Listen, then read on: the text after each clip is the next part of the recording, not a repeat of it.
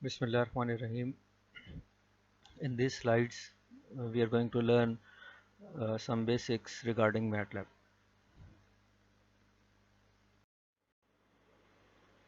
So, if you want to write formatted data, then you have to open the file not only for reading but for writing. So here you will use fopen for writing function. This is the file name, and you are opening it for the purpose of writing. So the specific FID will goes here, and you want to write out Joe's info to the file. So this syntax will have help. You will use fprintf, FID, and these are the values of the columns according to their data type, and then you are using this backslash n. This backslash n will move the cursor to the next line, and you are providing name, type, x, y, and answer. And here, in this way, you can write out Joe's info to the file. And after writing Joe's info, if you want to close, you will again using you will be using this fclose function for that specific file ID. Okay, if you want to keep a record for your session, and then you have to use the diary command. If you want to keep a record for your session, then you have to use diary command. Like diary, this you will command use this diary command and then file name, the name of the file for which you want to keep a record. And here x is equal to 3, and then diary of. What it will do, it will actually keep a diary which is called as a diary named of your choice, like this file name of your choice, and it will show the value of x, which is 3 here, and for your work, for the entire session of your work, for the entire session of your work, this diary will keep your variable value x is equal to 3 for the entire session of your work.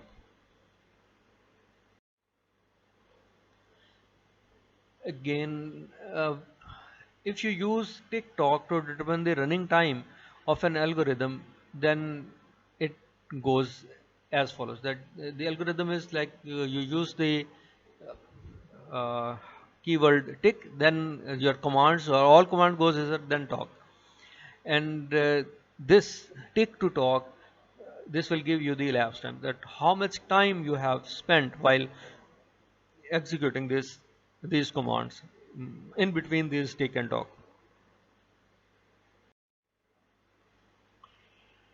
Okay, if we uh, if we talk about script and functions, that we have two kind of n files. One is called scripts, and other is functions.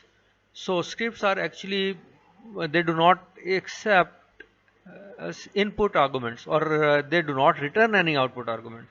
These are just scripts, and they operate on data in the workspace.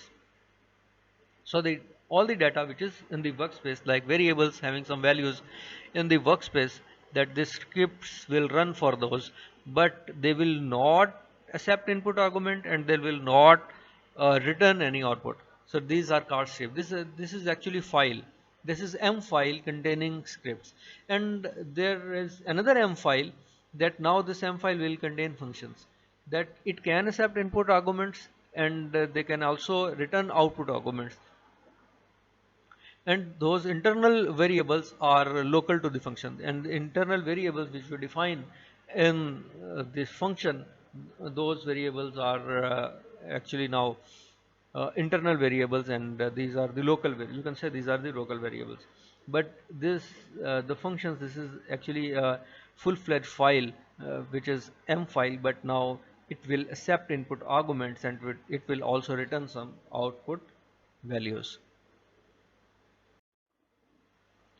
So here are functions that how we write M files for the functions. For example, we have a function of the name circle, and it it is having parameter r, then actually this circle actually returns the area and circumference of the circle having radius r. We are defining the calculation of the area and circumference here, like area is equal to pi r square and circumference is equal to 2 pi r, and then this function can be saved in the file. uh, you can have the name of the file circle.m. Okay, and here is m file for as a script file which will use the m function file. For example, we have an variable r which is 7 here, like we will having the value 7 for the radius, and this is call of circle function. That this circle function is called with the parameter r which is 7 here, and then for the display of the circle values with the radius and area. So radius number we will using data type conversion, that if you want to convert a number into a in the form of string, then we use this function number to string. So number to string is used with this parameter r, and again the number to string with for the area. So after writing the script file, this can be saved as script.m or myscript.m or circle script.m, like this.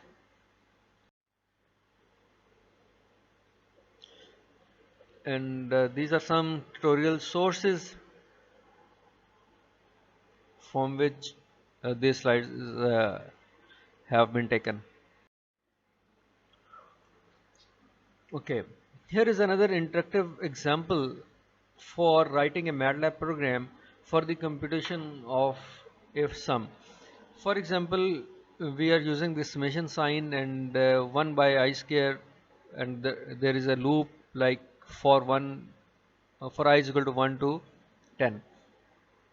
So here are two ways for computation, like first one is 1 by 1 plus 1 by 4 and so on to 1 by 100. Another is 1 by 100 and 1 by 81 and so on to 1 by 1, like from the both side, from left to right or from right to left. These two ways are actually uh, the expansion of this summation of this equation having the summation of these values and for loop. So here is the solution of the example discussed in the previous slide. Like if you are summing the forward summation, for example, first you declare a variable having the name forward sum and initialize it with 0, and then here is the loop, like loop is for loop and variable is I, that I is equal to 1 and colon means 2, that this loop will continue until 10. So for loop I is equal to 1 to 10. So forward sum is the computation of forward sum plus 1 divided by I square. Like it will sum the whole summation in the forward manner, and there is the end of the loop. And if you want to do backward summation, then you declare the variable backward sum, and then you have another variable I within the for loop, and this I is equal to 10, and then there is a decrease of -1 for each iteration and until the value becomes 1. So the backward sum is equal backward sum plus 1 divided by I power 2 or I square.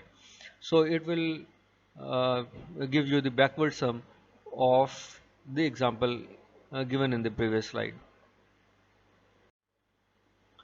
Here is another example, like if you want to write a MATLAB function, and this function will multiply two n by n matrices.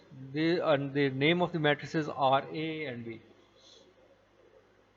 and you are not using the built-in functions, but you want to write a function that will multiply these two matrices. That how would you do this? Okay, here is the solution of the example provided in the previous slide. So if you want to multiply the matrices A and B, then you write a function having name matrix multiply, or you can write the name of your choice. And then third parameter n, and this will actually the it depends upon the size of these two matrices A and B. And then another value C which you are computing, that it will be actually the multiplication of these two matrices. So first you have to initialize it with zeros, and you can use the function zeros. It will make n cross n matrix having all values of 0, like it will contain all 0 values. So here is the simple multiplication using nested for loops, and these are three nested for loops for I is equal to 1 to n, j 1 to n, and k 1 to n. So Cij, it will compute it as this structure, like you are multiplying the values and then adding it to the Cij. So this is actually the basic multiplication of two matrices, but we have used this code so that it will run faster. Like vectorization is faster than loop. Like you are using this one computation statement, and this computation statement has been used once, so in this loop it will run faster. So if you want to test your function which you have written for multiplication of two matrices, you can use these input values, like n is 10, like size of the matrix n, and then RAND, this function will give you random values of n cross n matrix, and these values will be stored in A. Then again you are using you can use random function rand function for n cross n random values, and this matrix will be stored in B. So you can use your own written matrix multiply function, which will input you will input A and B as a matrix, and then size n, which is 10 here, and it will multiply these two matrices. So, and this result of this multiplication will be stored in variable C. So this was the last slide. So slides finish here, and that's all for now. Thank you for listening.